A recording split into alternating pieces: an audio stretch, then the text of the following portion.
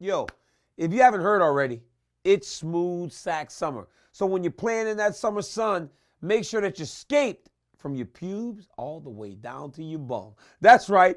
This is the summer to keep your balls cool while still looking hot with Manscaped. The leader in below-the-belt grooming is making sure we all have a ball this summer by giving our pants partners everything they need to stay fresh. So dive headfirst into smooth sack summer by going to manscaped.com for 20% off and free shipping with my code DC. And guys, you know, your boy shaved from head to toe, and I know y'all like those fire haircuts. And now that you got that perfect haircut, you can use Manscaped's liquid formulations to keep that freshness even at the hottest barbecues. You know, I love a good barbecue. Some ribs, barbecue pork chops, good for your boy. But most importantly, you got to use that crop preserver, ball deodorant. It's going to keep you cool even in the heat of the summer with a cool aloe vera formula at its best in the business for the below-the-belt waist freshness. And this clear drying formula will keep you looking good while you still smell good. Manscaped even threw in 2 free gifts to their Performance Package 4.0. The Manscaped Boxers and the Shed Travel Bag that'll bring your comfort to another level. Wearing sandals with some nasty toenails during the summer month? Nasty. Take a look at the Shears 2.0. That's a luxury nail grooming kit. This kit involves stainless steel nail cutters, tweezers, and grooming scissors.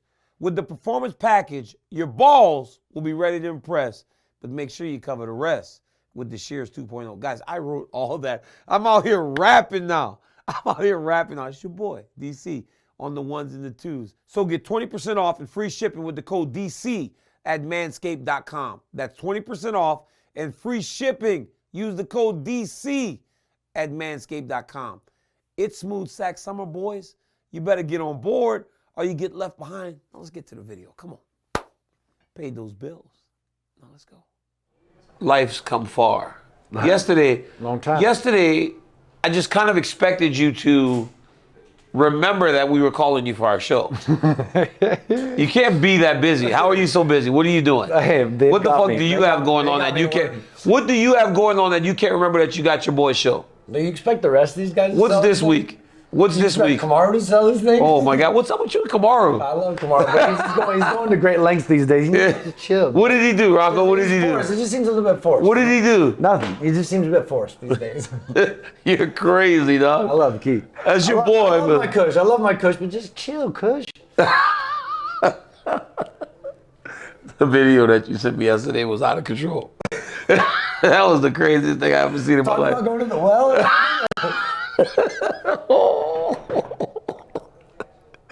I was like, what the hell, dog?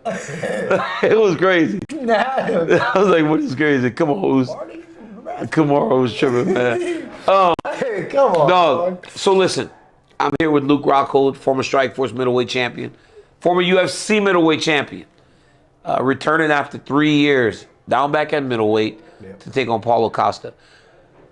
Last time we saw you, you fought at 205.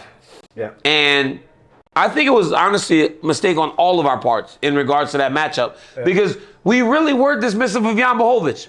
Every time, all of us. It wasn't just you, it was us in the gym. We were like, this is the fight because we didn't think he had that much. Obviously, it shows now who Jan Blachowicz is. Dude's the real deal. Yeah. How good does it feel to be back at your true fighting weight with a full training camp and healthy? I mean, it's necessary. You know, going up to light heavyweight, like, you know me, I never carried that much weight. You know, I was always like... Lean. Heavy but lean. Never that heavy. 215? 215 at most. That was my big. But that's not enough. That's not enough for 205. 240. No, on a good day. Hey, light heavyweight. Listen.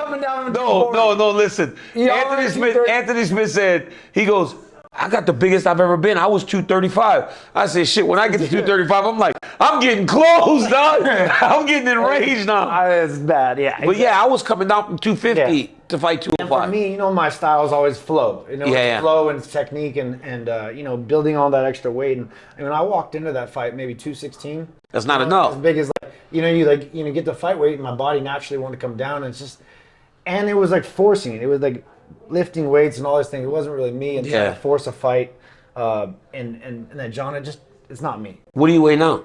I'm 198 this morning. That's not bad. Yeah, I mean, it's only one. I feel good, and I feel good right now. So, just getting back to this flow. This is where I'm at. It's like reading people, waiting for people, and just and attacking on my own terms, not forcing. Champ, when you were calling for the Acosta fight, even me as a friend was like, I don't understand why this was the matchup you wanted so bad. What was the thing that made you look at Costa and say, I want to fight this dude? Is it something that you dislike about him, or is it something in the matchup? Like, what is it about Paulo Costa, who to me, when I was watching him on his ascent, was one of the most scary dudes in the world? Yeah. What was it about him that made you go, that's the guy I want? I mean, who likes Paulo Costa? Come on. So it's just because you don't like him? I mean, no, but No. I mean, like realistically, come on, the guy's just. But really, truly, like him, yeah, he scares me. He's one of the top elite guys, and for me, you know me, I'm always going straight for the jugular. I don't mess around. I don't want to mess around. I'm 37 years old, and I'm gonna come back to do this thing. I'm gonna do it right. Yeah. And I need a guy that's gonna get me up out of bed. It's gonna scare me into working my ass off. Yeah. Into pushing myself to be the best I can be. And Paulo Costa is that guy. And then also adversity. Yeah. You know what I mean? Adversity makes a man. And I've dealt with adversity in the past, and I can see this man reaching adversity with two people at this different point, this time. So it's a testament of our true characters as a man. And as we get closer, I don't question myself. I don't need this. Like I said, I want this. Well, I know. And it's like, and I got nothing to lose. I've done everything. And it's a scary man. It's scary to fight a guy that's got nothing to lose. And Costa looks like he's in phenomenal shape. Yeah, he looks ready to go. He looks thin. He looks like he's been working hard. It looks like it. Yeah. But I don't see it. You don't think so? No. I don't. What do you see in him? I just see myself. I see myself, and I see this fight, building and getting closer and closer. And I'm not, like I had some points where I questioned myself in training camp. You get injuries and it's always scary. It's a little scary, It's like, but now here at Fight Week, I'm not questioning anything I'm doing and where I'm at. Yeah. And the less I question myself, the more I see this man questioning himself. Watching your training camp from afar, I was able to notice some differences. One, you came up to AK in the beginning when the fight was scheduled for earlier. Yeah. Honestly, and sometimes people are like, Luke doesn't feel right yet. I know it was early. Yeah. But then you came back, and it was like, now I know this guy's ready. That's what Habib told me. He goes, Luke feels more like himself. He goes in the grappling, in the striking. Yeah. Luke feels like himself. You went out to Sanford, MMA, or whatever it's called now. Like Khabib, he wanted to grapple with me the first time. The second time he didn't want to. But he told me he said you feel better. You were more ready. He said, okay, now this is Luke Rockhold. You went to Sanford. I fed off that energy, Yeah. And I needed that energy from Khabib and the boys, and and get in the bike night. Get back in that familiar environment. Yeah. And it brings you off to Florida, where you spent time there. But it felt like to me that during this training camp, you covered all the bases. You didn't stay comfortable at Ruka. And I know that at Ruka, like you're the world champ. You're the best. You're the big man on campus. Yeah. But you put yourself in situations where you were challenged. What was the mindset that went into that? And who made you do that? Because I know you, and at times, like, we all can sit in a place and go, I'm pretty comfortable here, shit's good. You got a beautiful house, you got everything you want. Yeah. Like, it's hard to get out of that comfort zone. What made you decide to go down and do all those things? Just seeking discomfort and really knowing that, I'm not trying to walk into this thing ill-prepared. I want to know what I'm capable of getting into this fight. I want to make sure I'm ready.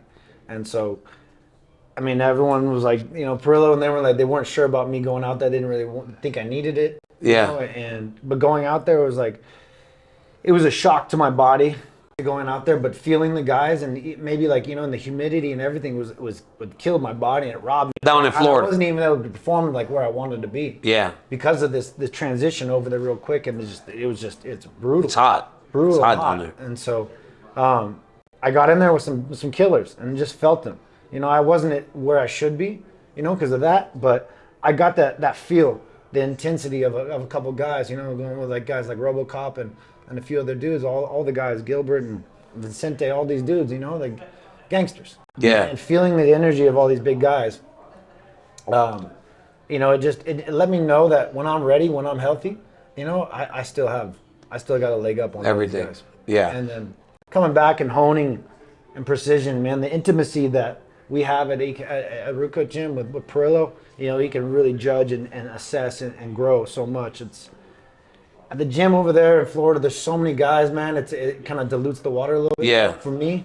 And it's a little chaotic, but, you know, you still get that iron sharpens iron world and understanding. So every piece of the puzzle was necessary. Nice. So when I see, and as you've said on a number of occasions, you don't necessarily need this anymore. You want this. Yesterday we were on our show on DC and RC. Ryan asked you a great question, right? But you didn't really answer it. You kind of like you skimmed over it. So I kind of want to know that, like, where do you pull from? Because you said something to the effect of, I'm doing this now for me because I want to do this. So many guys, you know me, Daniel, Marquita, Selena, everybody, I could pull from those people, my mom, my dad, when shit got hard for me. When you say you're doing it for you, when shit goes hard, and inevitably it will this weekend, it always does, what do you pull from that makes you get back up and make you keep fighting when shit starts to go sideways? When you're only doing it for yourself? Because the reality is, a lot of times you can't really disappoint yourself. We can find ways around disappointment within self to be okay with everything. So what are you going to pull from on Saturday if Paulo Costa does do something that hurts you or does drop you, or if he gets a leg up? What if he wins the first round and a half and you got to get through those first 7.5 minutes, build through the next 7.5 to win the fight or get a finish? Like, where's Luke Rockhold going to go to in those moments when you got the money, you've been the champ, you've done everything? What are you going to pull from? I want to know. I want the answer to that. Because I'm a fucking man. Yeah. I mean, where's my why when I fought Weidman? Yeah. Where's my when I fought? Well, you want to be the world champ. Have you ever seen But you want to be the world champ, though. Have you ever seen me break in a fight? Have I ever broken in a fight? I've been caught. I've been dropped. Yes. But have I ever broken in a fight? I'm a man, and I will never break to a man like Paulo Costa. Okay. This is a man. This is a mental battle. I've given my fucking life. So it's a pride. 7 months of my life, I've given sobriety. I've given every day to this. Yeah. Every day to being the best man I can be. The best athlete, the best mentally, physically, every preparation to get to this fucking point. I don't need anything else. Other than the man's in front of me, he's trying to take my heart, my fucking will, and my dreams, and my fucking preparation. I'm a man. And this is about who the fucking bigger man is, and I'm not gonna bow down to no man. It's a pride. Like your pride won't allow for you to fall to a guy like this. No, fuck that. And then, you know, the only reason I've lost in the past because I've overthought the situation, I've forced the situation, you know, and I've gotten caught in a situation. I don't have that. I don't need that. I'm gonna be present. I'm gonna be focused. I'm gonna be patient. I'm gonna wait for my attack. I'm gonna kill this motherfucker every time he comes after me. You know, I feel like I'm gonna catch him on the way in. If I don't catch him on the way in, he's gonna overstep his boundaries, and I'm gonna take him down. And you know what it is like. On the ground, it's hard. It's over for anybody. Do you think Paulo that Costa's a fucking white belt? Do you think that he's gonna pressure you, knowing that you got the good check right hand? You think he'll pressure you because Izzy got him with that? The left hand's here now too, baby. The left's good now. There's avenues and things have shut down. You know, my right shoulder shut down, and I think naturally my left came to play. Yeah. I mean, how the body works. You know, one shuts down, the other comes alive. But then at the same time, that came back alive, and I worked so hard, my right came back too, baby. Now we got both eyes. Rockhold. Sobriety. No more alcohol. But mushrooms now, son? Oh, I mean, talk to me about, like, what is it? Dabble. Like, But I mean, still, what is it? Like, what is you always got to fulfill something. We all can't stay in a stable. But what mindset. is it, though? There's no sanity in. Does it provide clarity, like people say? Yes, it provides clarity. I'm not taking it. No, I want you to read something. I want you to read something. Yeah. Read it. Let me see it. Okay, here. But talk to me. Tell me what it is. No, this is funny. It's just funny. No, but just tell me, like, what is it? Like, I'm trying to understand what it is. All right, this is from Meek Mill. Read this. Okay, from Meek Mill. From Meek Mill. All right. 2 days ago. I took some shrooms. He wrote shrooms, so he was obviously high on the shrooms. Yeah. It made me more smart, more happy, and have more love in my heart. I was gone cold, this shit like medicine. Microdose vibes. I don't know if everybody brain structured for this, but it's some shit in these things. So You're late to the party, Meek. This shit works, baby. And life is about thinking differently, expanding the thought process, and you're using things that are naturally here for the world. You know, moderation is key. Everything is medicine until it's poison. Of course, in every facet of life. But you know, it's alcohol is the most toxic drug of all. For sure. And then you gotta supplement. You gotta change things in life, and that has filled the void. I guess. My man on some different shit now. Right. Rockhold, before I let you go, your backyard looks like a fucking spa now. I mean, you got the sauna, you got the cold plunge, you got a massage table. What is all this? It's called the Madhouse. It's called the Madhouse? Wait, you've named your backyard the Madhouse. The old... You've always been a guy on recovery, though. Yeah. Like, that's one thing that our whole careers, he's literally, you've been the one out of all of us that is stress recovery more than the rest of us. But now, you have it all at your fingertips. Like, how important was that during this process? You got to live in it, you got to live in a madhouse. You saw it every day. The whole, it's using the filtration process of your body, igniting that filtration process. Everything comes through circulation. Almost every problem that we incur in life is due to lack of circulation. Lack of circulation builds inflammation, it builds problems with the body and tendencies and fat and issues. That's toxicity in the body. Yeah. That's exactly what we all die from and fall from. We all choose the rate at which we fall. If you fight back and you use that filtration of your body and those corrective patterns of life, every day we're building tendencies. If you're not correcting those tendencies and those problems, they're only going to worsen, and you're only going to fall that much faster. Circulation from the toes, from the extremities. Dude, don't touch my finger like that. Look, he's already got arthritis. Hey, no, don't touch my finger.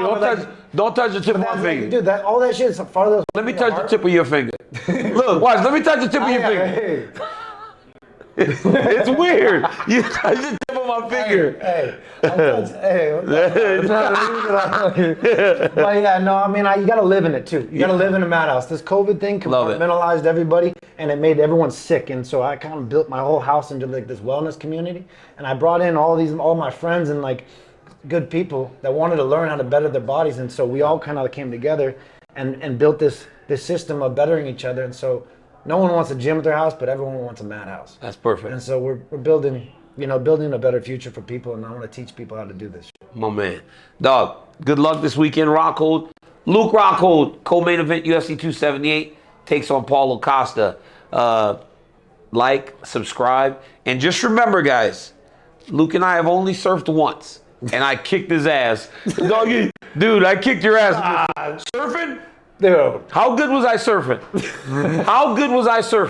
Hey, Gustave was better. He was. Hey. My man. Good luck this weekend, buddy. Till next time, guys. Thanks. Peace.